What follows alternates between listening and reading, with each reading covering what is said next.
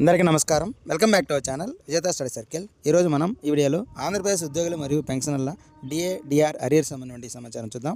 అంతకంటే ముందుగా మన ఛానల్లో ఉద్యోగులు మరియు పెన్షనర్లకు సంబంధించి జీతాలు, పెన్షన్లు, డిఏ, పిఆర్సీ, సర్వీస్ మ్యాటర్ సంబంధించి ప్రతి అంశాన్ని వివరిస్తూ విశ్లేషణ చేస్తూ 100% ఖచ్చితమైన తాజా సమాచారం తెప్పించడం జరుగుతుంది. అలాంటి వీడియోస్ కావాలనుకుంటే మన ఛానల్ సబ్స్క్రైబ్ చేసుకొని ఫాలో అవ్వండి. అలాగే మీకు తెలిసిన వారికి తెలియచేయండి. మీరు అక్కడ లైక్ చేసిన తర్వాత హైప్ అని కనిపిస్తుంది, దాని మీద టచ్ చేసి ఓకే చేసినట్లయితే మన వీడియో ఎక్కువ మందికి చేరే అవకాశం ఉంది. ఈ ఆలస్యం చేయకుండా మన వీడియోలోకి వెళ్దాం. పెన్షనర్స్కి చాలామందికి ఈ 3 నెలలకు సంబంధించి 3 విడతల అరియర్స్ పడ్డాయి. కొంతమందికి అయితే అసలు జమ కాలేదు. అయితే ఈ పెన్షనర్స్ అరియర్స్ సంబంధించి మనం దీన్ని 3 రకాలుగా విభజించవచ్చు. ఒకటి వచ్చేసి జూలై 2018కు ముందు రిటైర్ అయిన వారు, అలాగే డిసెంబర్ 20 లోపు, అంటే 2018 జూలై తర్వాత నుంచి డిసెంబర్ 2020 లోపు రిటైర్ అయిన వారు ఒక విధంగా, అలాగే 2021 నుంచి 21 జనవరి నుంచి 21 డిసెంబర్ మధ్య రిటైర్ అయిన వారిని ఇంకో విధంగా చూడొచ్చు. ఈ 3 రకాల పెన్షనర్స్కి అరియర్స్ 3 రకాలుగా చెల్లించబడతాయి.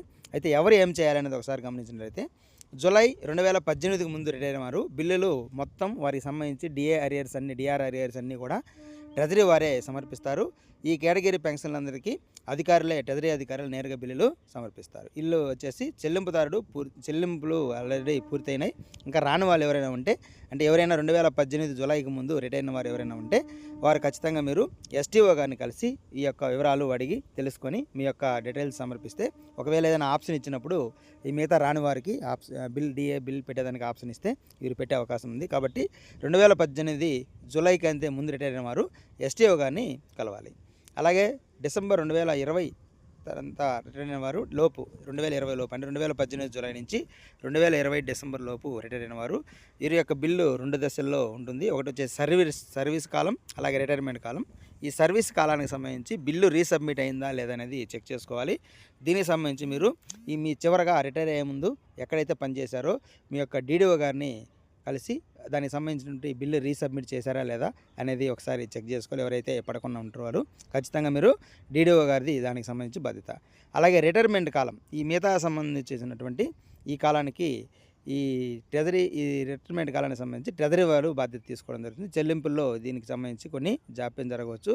కొన్ని సందర్భాల్లో సర్వీస్ కాలానికి బిల్లు రీసబ్మిట్ కాకపోవడం వల్ల రీసబ్మిట్ కాలానికి కూడా బిల్లులు పాస్ కాలేదు, దీనికి కూడా వెరిఫై చేసుకోవాలి. కాబట్టి ఎవరైతే 2018 జూలై తర్వాత నుంచి డిసెంబర్ 2020 లోపు రిటైర్ అయినారో మీరు సర్వీస్ కాలాన్ని వచ్చేసి మీ డీడీఓ గారిని సమర్పించాలి.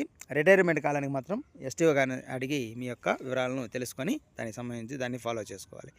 అలాగే జనవరి 2021 నుంచి డిసెంబర్ 2021 మధ్య రిటైర్ అయిన వారు వీరి యొక్క డిఆర్ అరియర్స్ అన్నీ కూడా పిఎఫ్ ఖాతాలో సర్దుబాటు చేయడం జరిగింది. అయితే ఈ పిఎఫ్ ఖాతా కొంతమంది మాత్రమే పిఎఫ్లో సర్దుబాటు జరిగింది. కొంతమందికి పెన్షన్లు మాత్రమే పిఎఫ్ బకాయిలు సర్దుబాటు అయ్యాయి, మరికొందరికి కాలేదు. పిఎఫ్లో సర్దుబాటు కాని వారు, పిఎఫ్ బకాయిలు సర్దుబాటు కాని వారికి ఈ మొత్తం నేరుగా వారి పెన్షన్ అకౌంట్లో జమ కావడం జరిగింది. దీనికి సంబంధించి మీరు ఒకసారి ఆ పిఎఫ్కి సంబంధించి ఏమేమి అమౌంట్స్ మీకు వచ్చాయి రిటైర్ అయ్యే సమయంలో దానికి సంబంధించి వివరాలన్నీ ఒకసారి చెక్ చేసుకోవాలి. ముఖ్యంగా ఈ 3 రకాల పెన్షనర్స్ అసలు ఏం చెక్ చేసుకోవాలని గమనించినట్లయితే, పిఎఫ్ సర్దుబాటుపై వెరిఫై చేసుకోవాలి. మీ బకాయిలు పిఎఫ్లో జమ అయ్యాయా లేదా అనేది ఒకసారి చేసుకోవాలి. ఇది వచ్చేసి 2021లో రిటైర్ అయిన వారికి ఇది వర్తిస్తుంది. ఖచ్చితంగా 2021లో రిటైర్ అయిన వారు మీ పిఎఫ్ అమౌంట్ సర్దుబాటు అయింది లేదు, ఏవేవి అమౌంట్లు వచ్చాయి, ఏవి రాలేదనేది ఒకసారి చెక్ చేసుకోవాలి. అలాగే మీ డీడీఓ గారిని సంప్రదించి సర్వీస్ కాలానికి సంబంధించిన బిల్లు రీసబ్మిట్ అయిందో లేదో చెక్ చేసుకోవాలి. ఇది వచ్చేసి 2020 లోపు రిటైర్ అయిన వారికి ఇది వర్తిస్తుంది. అలాగే ట్రెజరీ స్టేటస్ తెలుసుకొని పదవి విరమణ చేసిన కాలానికి ట్రెజరీ వారు బిల్లు సమర్పించారో లేదో చూసుకోవాలి. ఇవి ఖచ్చితంగా మీరు ఒకసారి చెక్ చేసుకోవాలి. ఈ విధంగా మనం 2018 జూలై కంటే ముందు రిటైర్ అయిన వారు కొందరు, అలాగే 2020 వరకు రిటైర్ అయిన వారు కొందరు, అలాగే 2021లో రిటైర్ అయిన వారు కొందరు. ఈ విధంగా ఈ 3 రకాలుగా మనం ఈ పెన్షన్ అరియర్స్ని వర్గీకరించవచ్చు. దీని ఆధారంగా ఇప్పుడు ఈ వీడియోలో చెప్పిన విధంగా మీరు సంప్రదిస్తే మీకు సంబంధించినటువంటి డిఆర్ఆర్స్ ఇప్పుడు కొద్ది సమయం తర్వాత అయినా సరే ఆ బిల్ సబ్మిట్ చేయడానికి ఆప్షన్ అనేది ఎనేబుల్ చేసే అవకాశం ఉంది. అవకాశం చేసినప్పుడైనా సరే మనకి వచ్చే అవకాశం ఉంది. కాబట్టి ఖచ్చితంగా దీనికి సంబంధించి మీకు ఏదైతే వర్తిస్తుందో దాని ప్రకారం మీరు డీడీఓ గారిని కానీ లేదా ఎస్టీఓ గారిని కలిసి ఈ వివరాలు సమర్పించి లేదా వివరాలు తెలుసుకున్నట్లయితే, మీరు సిద్ధంగా ఉన్నట్లయితే తర్వాత బిల్ సబ్మిట్ చేయడానికి అవకాశం అనేది ఇస్తే దీన్ని సద్వినియోగం చేసుకోవచ్చు. ఇది దీనికి సంబంధించిన సమాచారం. ఈ వీడియోని అందరూ పెన్షనర్స్కి చేరే విధంగా చేరవేయండి.